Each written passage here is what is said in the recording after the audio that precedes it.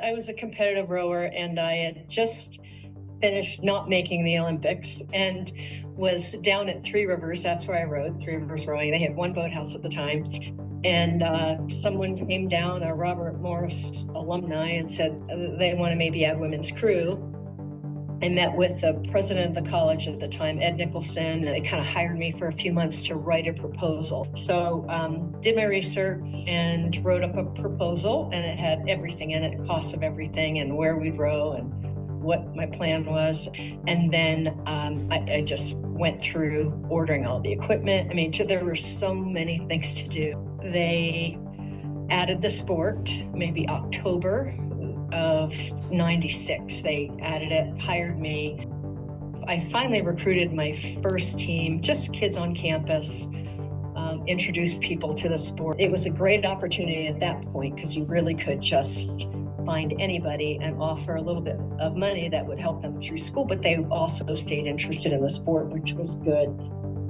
We rowed out of Three Rivers, did spring break, came back from spring break, and Three Rivers was really growing at the time, and our spaces for our boats that we had paid for were just not there. So our stuff was kind of sitting on the floor. So I just started looking for other places to row. We wound up finding a place where we could wade into the water and store our boats. There was no indoor facility. There was no boathouse. We got a load of gravel, one of the alums. He paid for gravel for us so we could gravel our way down the ramp. Again, the wading in was muddy, so we had a gravel ramp. So that was a big deal for us. And then eventually over time, we got a pole barn. So this was all done except for the building of our temporary boathouse. It was all done by the rowers on the team. Everybody had a shovel, we were shoveling gravel, and they were just working so hard to get some kind of real place to row, not really knowing that, this was really pretty basic for a Division I team. I don't think anybody else was at that level of scraping it all together. We didn't have any electricity in the boathouse or anything like that. It was weird because really the first 5 years, the school just didn't know what to do with this stuff. I mean, we were out of sight, out of mind, and there were so many things that I'm sure they're doing now with the boathouse that the school just didn't want to have anything to do with that. So I was doing it all, or I was bringing in friends to help me do it all. The first years were just really tough, but I didn't realize it, and nor did the rowers. We just had a good time putting it all together and setting it up for the future. And it just made this super bonded, super strong team. Fours just made a lot more sense, especially getting started. Everything we started going to, all novices except for one, and we would just win everything, which was great. We didn't look that good, but everybody was strong and worked hard, so it was great. These girls, these women were so tough.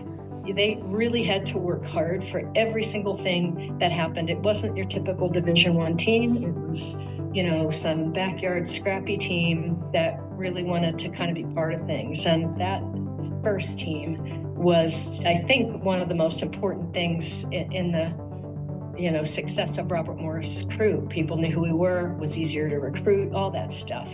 They worked hard for you. So I left, and I remember the day they hired Midge, I was so happy because I just thought, here's the person who's going to take it a different way, but kind of same principles, but she's going to enhance it. She's going to enhance the rower a little bit more as a person, and she really did.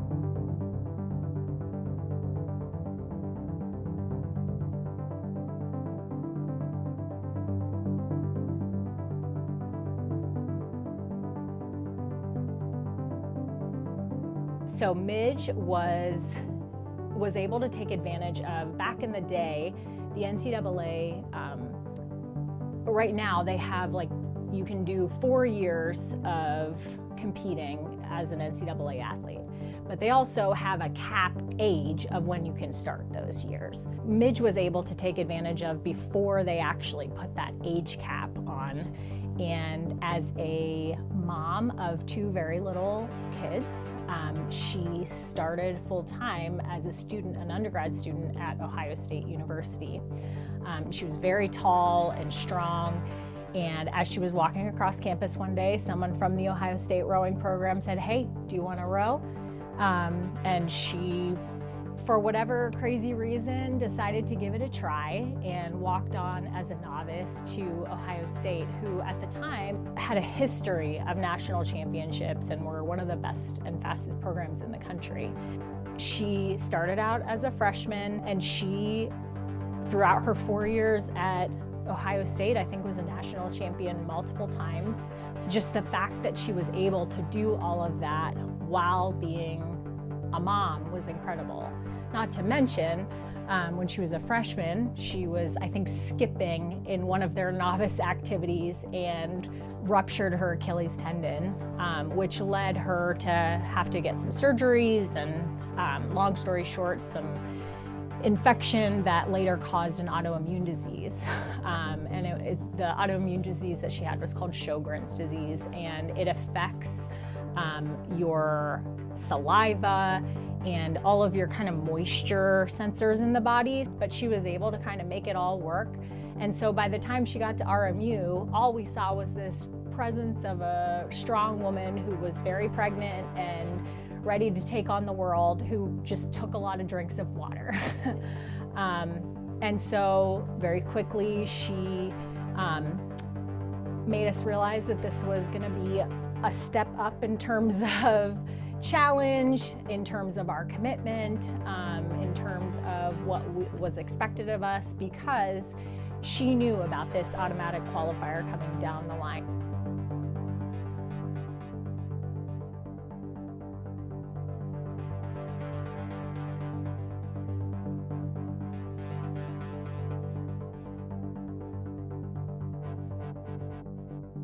She obviously had a vision for the program that was taking us to a different level in terms of being an NCAA college Division I program and a legitimate one. And part of that also was a vision for a boathouse at some point down the road that was on Robert Morris's property at the Island Sports Center. She really started pushing for that vision with the administration, but it took several years. And so fast forward a few years later, I got an opportunity to come back and coach. Got that opportunity from Midge, and my first day on the job, Midge sat me down and said, "You need to know that I'm really sick." She told me that it was impacting her lungs, and that ultimately the goal would be for her to be able to get a lung transplant. And she felt like if she could get this lung transplant, it would all be fine. She was young enough. I mean, she was not even 50 years old at that point. And she had a little girl who was very young, and she was very determined. It wasn't a matter of, I'm very sick and I'm going to die and this is going to be how it goes. It was, you need to know I'm very sick and this is how I'm going to solve this problem and get to where I need to be and get the team where it needed to be. And it was all about the team and all about her family, and she just was pushing through just like she had always done in every other area. As those few years progressed over the next 4 or 5 years that she and I got to work together, Midge got sicker and sicker. And what that looked like was her wearing an oxygen mask at most times and carrying a little one around. She still had the dry eyes and the dry mouth. She kept going to the eye doctor about, how do I solve this? I mean, she just figured out how to make it work. No matter the challenge, no matter what was happening with her health, she just kept going. The entire team was so inspired by her, not just because she had been through hard things, but she just had a way of making it not about her. She just had so much wisdom and the ability to motivate people to be so much better than they were, no matter whether it was faster or stronger or a better human being. Fast forward, obviously Midge unfortunately got sicker and sicker over those few years. I would have practice, and then from practice, I'd go to the hospital and sit with her, and we'd talk about, well, I would talk about the plans for the team, and I'd talk about, you know, at that point, finally, all of a sudden, things were starting to move forward with the boathouse. So I'd tell her about the progress on the boathouse, and I'd tell her what I was thinking about for this part of the team and that part of the team, and through winking and head nodding, she would give me advice, and somehow I knew what she meant.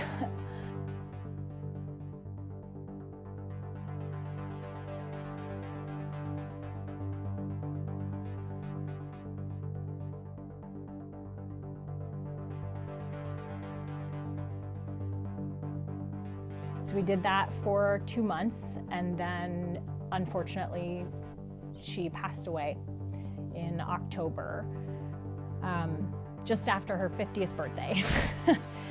It just so happened that right as she was passing away was when we were able to start really making headway on that boathouse. And about a year later, I think it was about a year later, we actually opened the boathouse. It was a no-brainer that we could name the boathouse after Midge.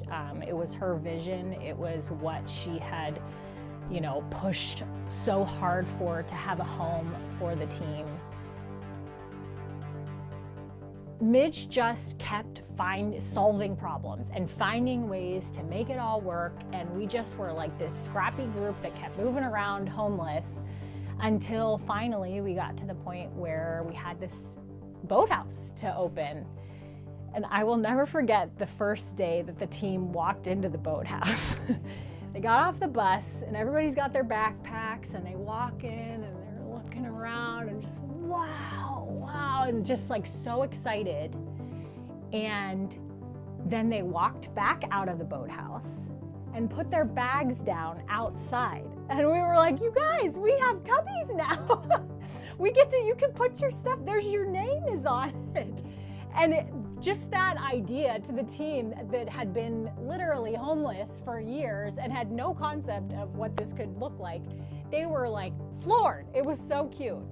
And so obviously since then, it's been nice to be able to see the team really flourish with this boathouse and have what they need to be successful. Now it's like the problems are we don't have running water and all of these other things, which are reasonable things to ask for. But when you think about where this team has come, and you know the stories of even before I was a part of the team, and Liz was just starting things out, and literally the athletes were digging out where they were going to row and in the mud, and it's fun to think about where the program has come and how much every person, both Liz and Midge, have had such a legacy of creating this program that's really impacted a lot of young women's lives. Came back to Pittsburgh to work with Nellie specifically because the vision she had for what Robert Morris could do in terms of educational equity and using sport as a vehicle for social justice was something that I felt like was missing in the classroom. Spent 4 years as her assistant, and then when she moved into administration, became the head coach. Took a big jump into learning more about inclusivity as a byproduct of equity in education, because I think they are interconnected, as most things are. I think I'm really proud of the work we did on this team when we were here working on it, to really push towards inclusivity intentionally. Like, I think the intentional work to spend time talking about identity and talking about our intersecting identity, and then talking about how that translates to speed in a boat, because I think there is, again, very few metaphors like rowing to show you how important that really is to lead to speed. I mean, you have 9 different people in a boat, very, very different people, different backgrounds, different experiences, different knowledge, different ability, and it doesn't matter really, except for how you blend it all together. My most memorable experiences are watching the people I coach fall in love with it. I mean, and I'm gonna talk about you because, you know, that's the crux of my coaching at the moment. But, you know, the first time someone PR'd after not PRing in high school, or those little victories of beating a crew for the first time, or even like hitting a rate that you were having trouble hitting. It's those tiny moments of success where you see that smile and that breakthrough, or even like watching you do something that really scared you, or struggling in a class and going back and being able to pass it and graduate and become the thriving, contributing member of society that we all knew you could be. Like those are my proudest coaching moments, and I think that's what pulls me back into the sport over and over and over again.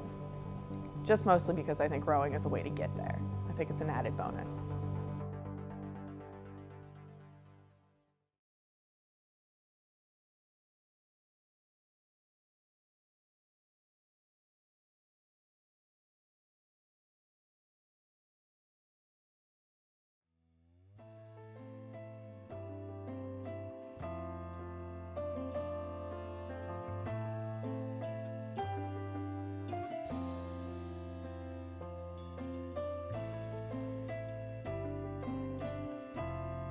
Yes, why did I come here? Why did I want to join the RMU program? I think a big part of it was the opportunity to have an impact and work to build a competitive program. I mean, that was what sort of the charge that was given me when I was interviewed. I was impressed by the sincerity of the athletic department, and it seemed like good support from the athletic department. An opportunity to move into a head coaching role after spending a year as an assistant at Syracuse, and I felt like it was a great place to sort of put down some roots after moving around quite a bit over the last several years. So really like Pittsburgh. I was a student athlete. I went to Wabash College in Indiana, which is a Division III college. I was a swimmer there, and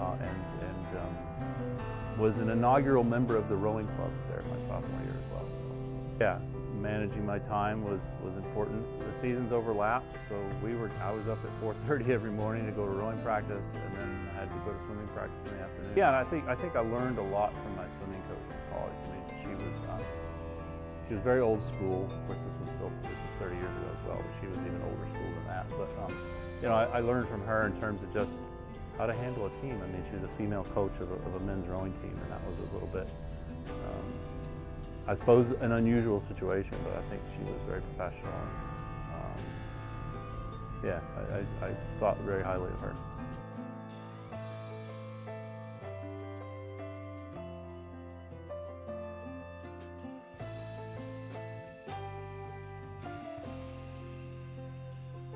As everybody knows, we need at least 23 athletes racing 6 times during the year in order to be eligible for our conference championship. So, Aaron and I, we spent a lot of time recruiting high school athletes, whether it's, on Zoom calls, emailing, going to different events. But we also do some on-campus recruiting, both in the fall and the spring, so we try to bring in some novices to help bolster numbers.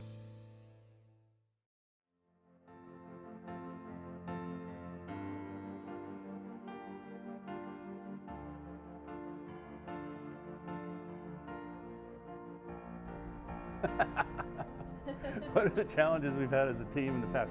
Yeah, I mean, we touched on. I think we've had some team dynamic issues in the past. You're sort of thrust into that team environment. And you have to learn how to get along, work together. So, I think we're doing much better with that. I've certainly learned along the way, and I think we've got a good group right now that's getting along. I mean, nobody's going to be best friends 24 hours a day, 7 days a week. Hopefully, and that's always evolving. I mean, next year could be next week could be entirely different. I mean, you've always got to sort of keep your finger on the pulse of how things are going.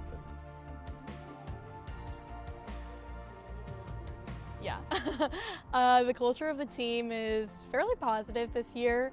It's definitely been worse in the past, but I think that this year everyone is really getting along, and we're putting in some hard work, and it shows that we are doing well as a team. I think that we do a lot of laughter together. Everybody does have their own little group. Obviously, that's kind of what happens on every team, but it doesn't separate us necessarily. It just, that's just how it is. And we all get along either way, and we all want the same goal. So it's good. It's good right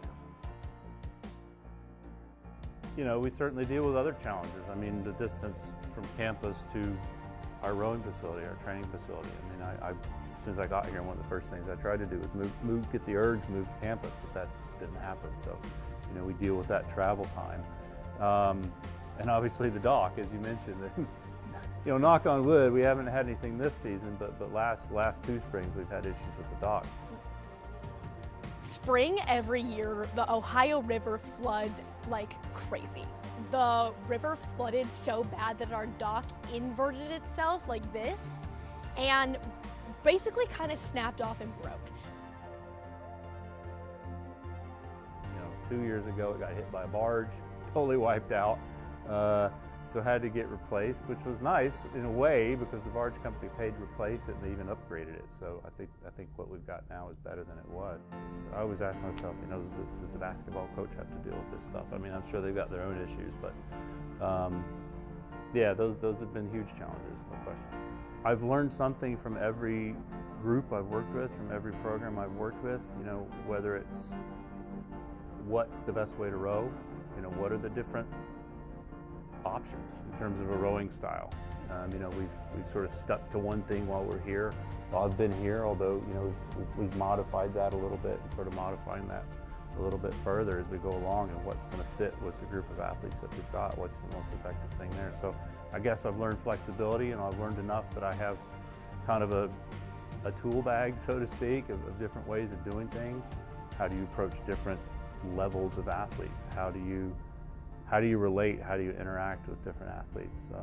You learn something along the way, and how do you train? What's the most effective training? What can a different group of athletes manage? You know, what can they sustain? What level of effort can they sustain? So it's you know, you never stop learning, I think, as a coach and hopefully as an athlete as well. And, you know, you figure out what works and you make mistakes and hopefully you learn from those and adjust and move on. Again, I don't suppose it's necessarily unique, but I certainly appreciate it, and I think it defines the team right now and has defined it, and that's sort of the transformational nature of the team and sort of watching it grow into, you know, what I'm really pretty satisfied with.